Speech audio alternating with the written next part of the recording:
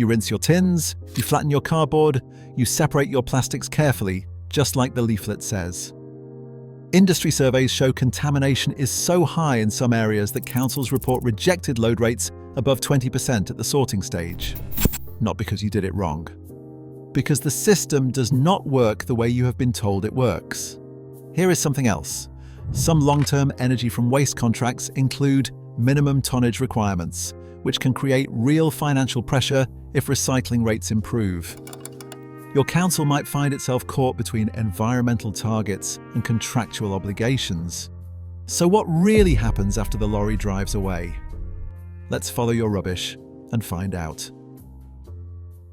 When the collection vehicle picks up your bins, it does not go straight to a massive sorting facility. The first stop is usually a transfer station. These are large warehouses where waste from multiple collection rounds gets consolidated. Your council probably has several scattered around the area. They exist purely for efficiency. It is cheaper to fill one articulated lorry here than to drive dozens of smaller vehicles to distant processing sites. At this point, your general waste and your recycling go their separate ways. And this is where things start to get interesting. Let's start with general waste, the stuff in your grey or black bin. There's a reason councils don't talk much about where this goes. Back in 1995, around 80% of British household waste went to landfill. By 2022, that figure had dropped to approximately 10%, according to DEFRA. Sounds like progress. But the waste did not disappear. It went somewhere else. Increasingly, it is being burned. Energy from waste plants, sometimes called incinerators, though the industry prefers the technical term, now process a substantial chunk of Britain's non-recyclable waste. There are over 60 operational EFW facilities in the UK, with more under construction. The largest at Ferrybridge in West Yorkshire handles up to 725,000 tonnes annually and generates enough electricity for up to 170,000 homes and businesses. Here's the basic process. Your rubbish gets tipped into an enormous bunker holding several days' worth of waste. Giant grab cranes mix and feed the material into a combustion chamber where temperatures exceed 850 degrees Celsius. The heat produces steam, which drives turbines. Sounds reasonable. But here's the problem. Nobody advertises. These facilities need constant waste to operate profitably. They have massive fixed costs, staff to pay, and maintenance to perform regardless of capacity. Several operators also have long-term contracts with local authorities that guarantee minimum tonnages. If councils do not deliver enough waste, they can face additional charges or lose favourable rates. Think about what that means. The better your area recycles, the harder it becomes for your council to meet those contractual commitments. So why are we still building more incinerators? That is a question worth sitting with. Now let's talk about recycling, because this is where you've been putting in the effort. The system here is genuinely impressive, up to a point. Your mixed recycling goes to a materials recovery facility, MRF. Modern MRF facilities are extraordinary places. Conveyor belts carry waste past rotating star screens, which separate flat items like cardboard from containers. Air jets blow lightweight plastics away from heavier materials. Magnets pull out steel. Eddy currents eject aluminium. Optical sorters identify different plastic types by chemical signature, and they blast them into channels with precisely aimed puffs of air. The sorted materials get compressed into bales, aluminium, clear plastic, cardboard. Each type is separated and ready for reprocessing. And then what? For years, a lot of it left the country. At its peak, Britain shipped over 500,000 tonnes of plastic waste annually to China. The economics made sense. Container ships arriving from Asia with manufactured goods needed cargo for the return journey. Recyclables filled that space cheaply. Then in January 2018, China closed its doors. The National Sword policy banned most recyclable waste imports, and suddenly Britain had a problem. We had spent years relying on Chinese processing rather than building our own. So where does British recycling go now? Turkey has become a major destination, receiving over 200,000 tonnes of plastic waste in recent years, according to Environment Agency data. Malaysia, Vietnam, and Indonesia have also taken significant shipments. But here is what bothers me. Environmental groups have documented British plastic being dumped or burned in the Turkish countryside. The industry maintains legitimate operations, handle most exported material appropriately. The truth probably lies somewhere uncomfortable in between. If recycling works so well for glass and metal, why does it not work for plastic? That is worth understanding.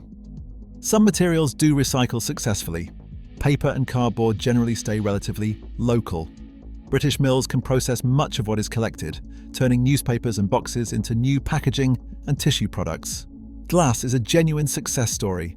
Bottles and jars get crushed into cullet, melted, and formed into new containers. Glass recycles indefinitely without quality loss, and using cullet requires less energy than manufacturing from raw materials. Metals work well too. Steel and aluminium have established markets. And aluminium can return to recycling, can be back on shop shelves as a new can within 60 days. Plastics are the problem. There are multiple polymer types with different properties and different recycling potential. Those numbered triangles on packaging, the resin identification codes, indicate which plastic you are dealing with. PET in drinks bottles and HDPE in milk bottles have reasonable recycling markets. Other plastics are more challenging. Mixed plastic waste with multiple polymer types is expensive and difficult to process into anything useful. This explains something that frustrates householders. When your council says they cannot recycle certain plastics, it is not that the material is technically impossible to recycle. It is that there is an economically viable market problem for it. Nobody will pay to process it, and your council cannot afford to pay someone else to take it. If this costs councils money either way, who actually benefits from the current system? Follow the contracts. There is one more destination worth mentioning. Food waste, when collected separately, increasingly goes to anaerobic digestion plants. These facilities use bacteria to break down organic material without oxygen, producing biogas, mainly methane. That gas can generate electricity or, after cleaning, get injected into the natural gas grid. The residue, called digestate, works as agricultural fertilizer. The UK now has over 650 operational anaerobic digestion facilities. If your council offers food waste collection, this is almost certainly where it ends up. If they do not, your food waste goes to landfill or incineration with everything else. Same council tax, different service. So what about costs? You're paying for all of this, but the economics are surprisingly volatile. Councils pay gate fees to use waste facilities.